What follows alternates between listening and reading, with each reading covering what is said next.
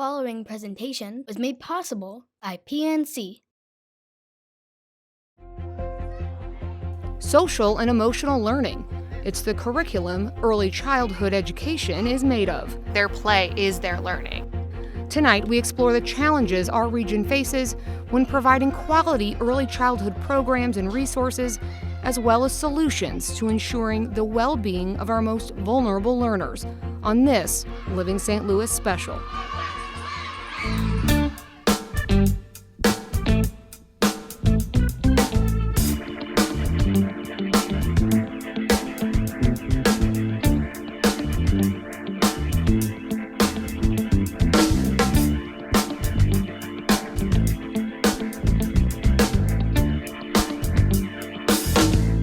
Early childhood education, the time from birth to kindergarten when our youngest learners develop critical social and emotional skills, lays the groundwork for lifelong learning and well-being.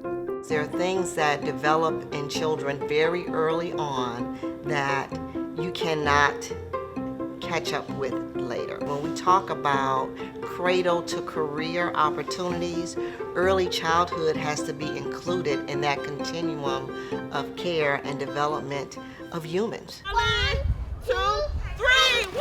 Run up! Despite the clear evidence supporting this, the significant long-term benefits of early childhood education for our region's earliest learners has had long-standing issues of inequities. Look at my pine cone tree.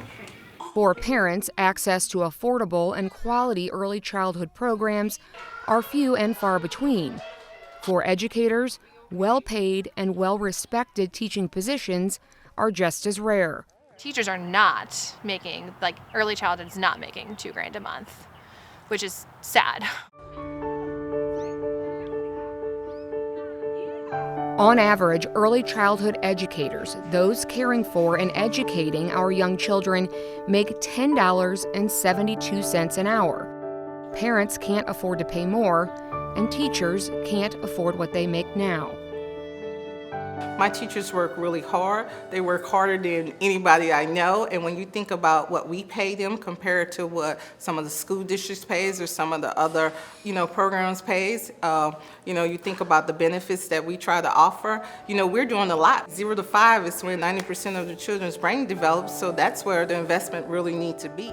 In the United States, preschool is not as valued as or invested in as part of public education. In fact, in Missouri, school districts are only mandated by law to offer and fund half-day kindergarten. Even then, kindergarten is a choice. Pre-kindergarten programs and childcare providers are private businesses or nonprofits. They're funded by tuition paid by families or subsidized by funds raised by the schools. According to the Federal Reserve Bank of St. Louis, the city of St. Louis has just over 22,000 kids under the age of 6. There are less than 12,000 spots in approved centers, at-home daycares, Head Start programs, and preschools in the city, resulting in a service gap of 47%. In our first story tonight, Brooke Butler introduces us to a program that expands early education opportunities and care for children whose families are unable to afford it. I'm not even looking at the camera. I'm not looking at the camera too. These are some typical activities you would find in a preschool classroom at an early childhood learning center.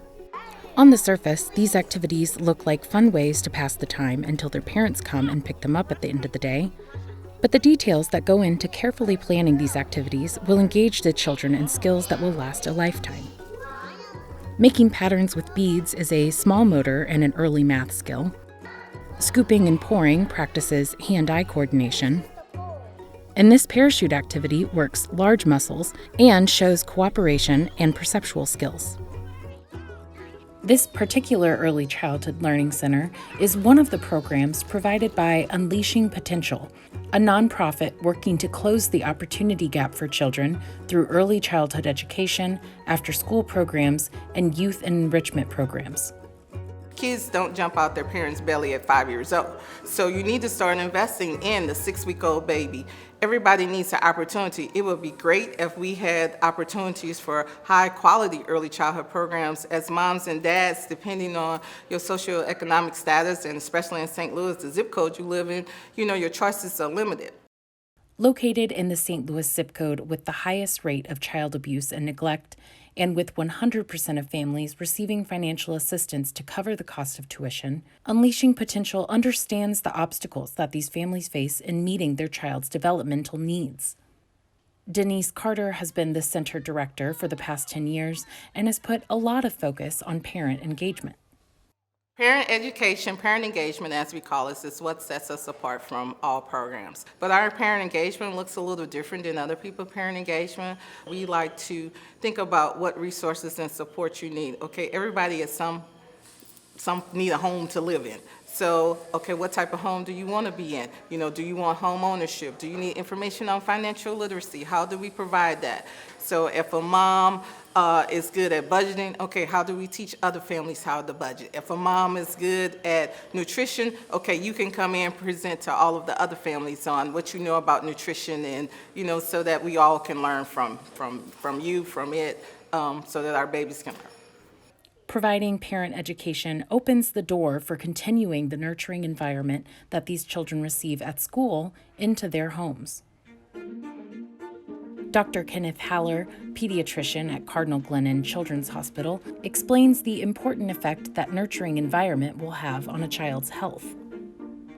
The amount of cognitive development that's going on in terms of language, in terms of emotional development, in terms of the ability to move the body in space, kinetic learning, all of this stuff is taking place very soon after birth and even before birth. So one of the things that there's a greater appreciation for is what sort of environment is a child growing up in, what sort of stimulation are they getting, and how are they reacting to it. If those developmental milestones are not met effectively, that can lead to chronic illness, not just psychological, not just emotional, but physical illness for the rest of a person's life. It's not uncommon for us to see children who have been in environments that have been impoverished physically or emotionally have these stressors put on them. That can affect their immune system so that they're more prone to infections later in life.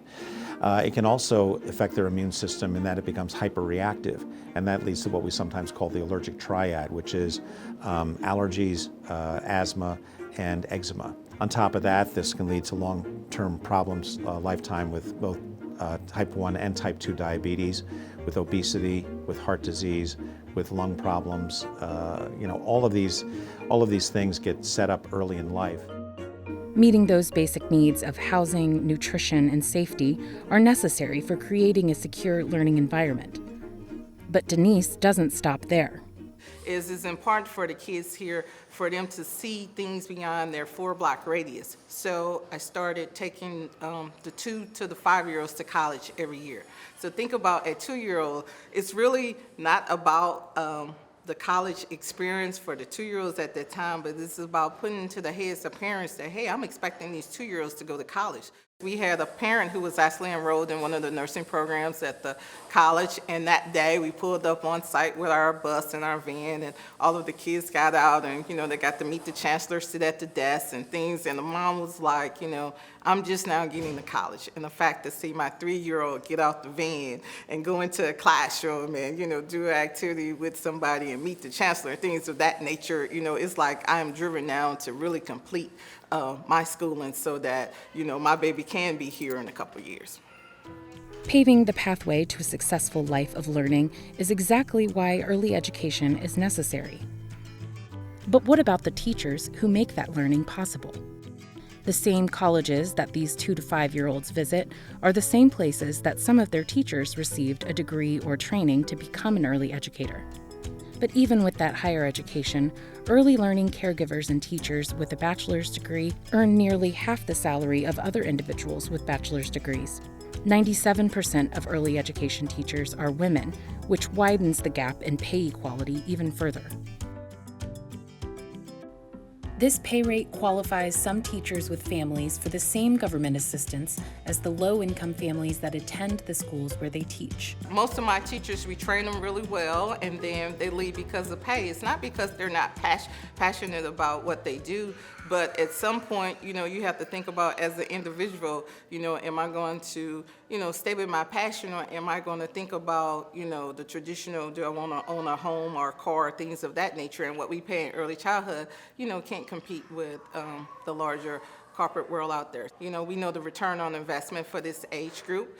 And when people really spend time and realize that you're doing more than babysitting, nobody in early childhood now has a TV in front of the children. You're helping them learn all about their social emotional. You're working with them on nutrition. You're working with them on self-regulation. The skills that we're teaching now in early childhood are the things that they need in the workforce. Those soft skills. So, if I'm able to self-regulate it too, I'm able to conflict resolve when I'm in the workplace.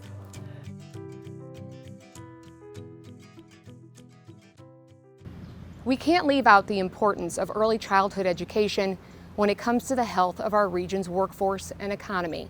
Studies show children who are engaged in early learning programs are more likely to graduate from high school and find pathways to careers. And when parents can place their children in safe early education programs, they can go to work, support their families, and contribute to the growth of our economy. This directly affects employers and their ability to attract and retain a skilled workforce. Due to COVID-19, many daycares permanently closed this past year, forcing parents with young children out of the labor force. The Center for American Progress found that about 2/3 of those parents who left their jobs were mothers. But even before the pandemic, the cost of childcare was forcing women out of the workforce. I'm Michelle and my husband's Phil. This is our daughter Azalea. She's 6 months old, and this is Maggie, and she's 2 years old. So I am a full-time stay-at-home mom. Oh, do you need a kiss? Yeah. Mwah. So when I got pregnant, I was working full-time at the daycare, and we started looking at the numbers and how much it was going to cost to enroll our child full-time, because that would be what we'd have to do. We don't have any family that could watch her. And I would basically be giving my entire paycheck back to the daycare where I worked. So for us, it just wasn't feasible to do that. I mean, I was definitely excited because I was, going to get to stay home with my baby and everything, but at the same time, just the stress of being a family with one parent working. I've always wanted to be a teacher and do that, and I'm just kind of afraid that being out of the workforce for so long will hurt my chances at getting a good job. Early childhood education is voluntary, so it can look different from family to family. Some families want to take their child to a center or school. Some, especially a parent like Michelle, who has a background in early education, are well equipped to provide a learning environment at home. Others may want to bring someone into their home to provide those supports, and that's exactly what this next story is about. I have it. Stop clicking the buttons. Oh, hold on. That's okay. So do not click the phone. But see how I'm trying to talk to you? Yeah. Lynn. Are you still there? Yeah. Any parent of a young child can surely relate to this situation. No matter how much attention you give, they seem to demand more as soon as you shift your focus to something other than them. Like I mentioned a little bit ago, that she's in the egocentric phase. So she thinks that the whole world revolves around her. 100%. Yeah, you have to set that boundary. You have to allow yourself to set that boundary with your child too, because I know you, and I know that you have mom guilt. Guilt, another relatable feeling that so many parents have struggled with over the past year in dividing their attention between virtual learning, working from home, and just the state of the world. This communication you see between a mom struggling to create boundaries and a parent educator providing guidance and support is just one of the many benefits provided by the program Parents as Teachers. Using what they refer to as an evidence-based home visiting model, Parents as Teachers engages with parents and caregivers to increase their involvement and understanding in their child's development. It's so important to invest in early child development because even from prenatal to age 3, that rapid brain growth is happening. Those neurons and wires are connecting. Children are these magical sponges that are absorbing all of the great things that are happening around them. So for a parent, and the role of parents as teachers, helping them understand tasks and strategies that they can perform with their child, and also understand what the developmental milestones are. The Parents as Teachers home visiting model involves 4 components. Personal visits, or home visits, although it doesn't necessarily need to be at your home, involve a parent educator engaging in educational activities with the child and caregiver. Group connections are when multiple families gather for a shared learning experience, and also to encourage social connections. Resource networking provides families with necessary information on medical, educational, and social services in their community. Child screenings performed by the parent educator show a record of general health along with developmental milestone progress.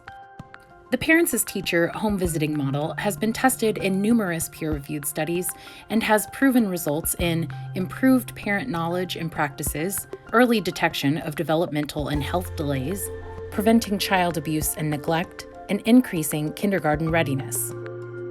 But with the past year of restrictions due to the pandemic, in-person home visits, a major component of the model, were put on hold. Luckily, they were already well on their way to implementing a virtual home visiting option for families. So for 4 years, we piloted delivering Parents as Teachers through interactive video conferencing.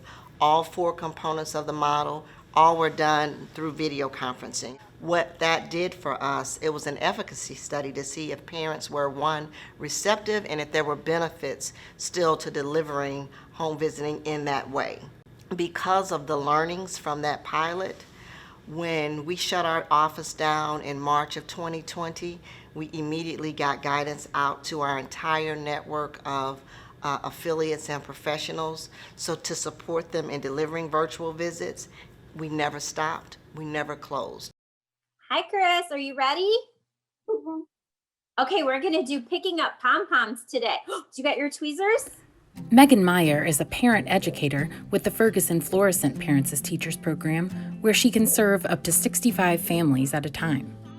People don't quite understand what we do. You know, sometimes my daughter says, you're not a real teacher, are you, Mom? And I'm like, oh, thank you, you know, but we don't go into a classroom and the kids come and then the kids turn around and leave. We're on 24/7. Like, if that family texts you, we respond, you know, like, hey, I need diapers. Do you have diapers? Yep, I'll bring them tomorrow. It could be 8 o'clock at night. Zoom is great for if we're feeling sick or if a family's feeling sick. We don't have to necessarily cancel our visit, but we kind of see so many concerns right now with some of that early intervention that we're missing because we're not there. And parents, you know, may have the speech concerns or they are concerned their kids are tiptoe walking or maybe they have some sensory issues. And if we're not there to see it and see if it's progressing or it's not progressing, it's a lot harder.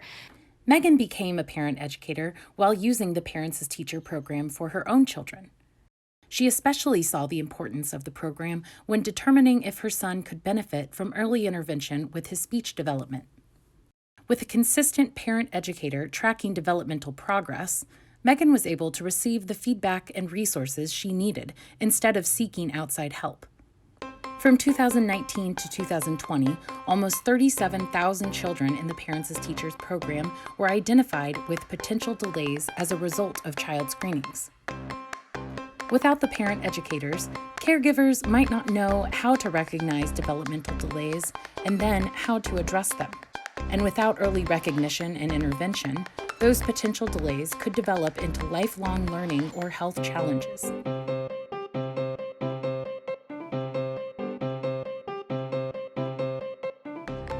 Vanessa Arnold is one of the moms that has benefited from Megan's awareness of early intervention. She has given me so many tools because especially in this pandemic, you know, you could be ready to pull your hair out of your head if you don't have activities that are benefiting the child. Especially with my son, I mean, he has not been around anybody in this last year, and her being able to tell me like, yes, he is on track, or no, he needs to do this, or this activity would help him a little bit more in progressing in this way. There was one point in time that he didn't talk a lot, and so I was concerned. I'm like, is he going to talk? Before he turned 3, I'm like, he's not going pee on the potty. I'm like, Selena was going pee on the potty at 18 months. What am I doing wrong? She gave me those encouraging words to know that it's okay, and you're still developmentally on track. Things might be a little bit behind because of the circumstances, but you can get through this. When a parent looks at their child, we see joy. So to have a professional to kind of support things that you may not necessarily be looking for or understand how to look for, and just to help you see them and say, I see this, you may not see it, let's see if we can get some support for this. And I think that is the powerful thing about home visiting. It's not a replacement for a child care or child development center. We want more families to have access to high quality child care. The combination of early home visiting and high quality child care is where the most powerful outcomes are for children and families, and making sure that children are healthy, safe, and ready to learn. The support the state of Missouri offers early educators and families with young children will operate a little differently moving forward. The new Office of Childhood, operating out of the Department of Elementary and Secondary Education, was recently announced. Dr. Pam Thomas has been named the Chief of Early Learning. I sat down with Dr. Thomas to discuss her new role and what this means for our youngest learners. In January, he's combining multiple offices that address early education into one office that's going to be run out of DESE. Can you explain that and why the consolidation will improve what the state can do to Missourians, for Missourians? Yeah, I think many of us in the early childhood system have for years talked about this. We've talked about through needs assessment activities, through conversations, through meetings, and heard our stakeholders tell us that our system is fragmented. Families don't know where to go to get information. Professionals often don't know where to go in order to be able to find the kinds of training that they need. And so I think the most important thing for us to be able to recognize is we at the state level need to be able to provide that coordination and consolidation so that we can then have a more streamlined, efficient, and effective operations for services that families are seeing at the local and regional levels. Is this office just streamlined, or are you going to have more funding in the budget? The current budget, as some of you may be following, has been set for fiscal year 22. Those budget books were completed before the office announcement. And so that funding has been set, and it is pretty much moving the different programs and offices, budgets, and staff and activities into the one office. But we do hope through our streamlining and consolidation that we are able to be more efficient.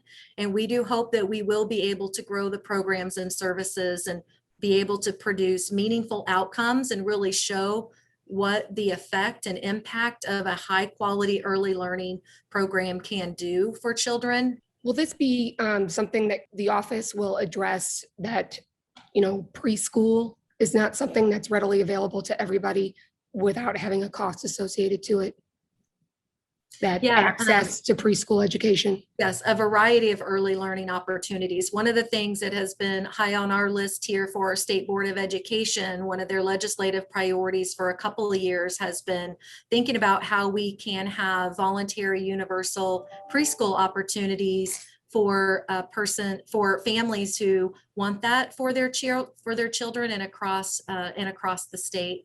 So I think that one of the important things is to look at how we can not only use our schools and our public partners, but also our private providers and our community-based programs. One of the priorities for this office is to strengthen those partnerships at the local and regional level. You know, some people say, well, why don't they just make preschool a part of public education? So it doesn't start at kindergarten or first grade, but because kindergarten's not even mandatory.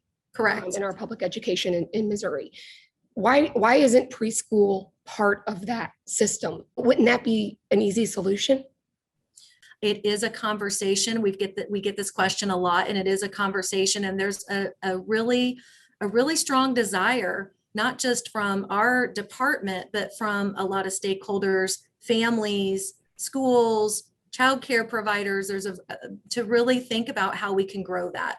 And to do that, I think we first have to figure out how to coordinate everything into this office and then start laying out a very strategic plan for where we can increase capacity and where we will be able to grow those services. And preschool, voluntary universal preschool is one of those that we want to grow. And one of the things I hear a lot from directors and teachers themselves is that retaining early education professionals, teachers, people who have qualifications to not babysit kids, but to actually educate them is a struggle. Yeah. And basically that comes down to money. Yeah. Is that something that the state will address?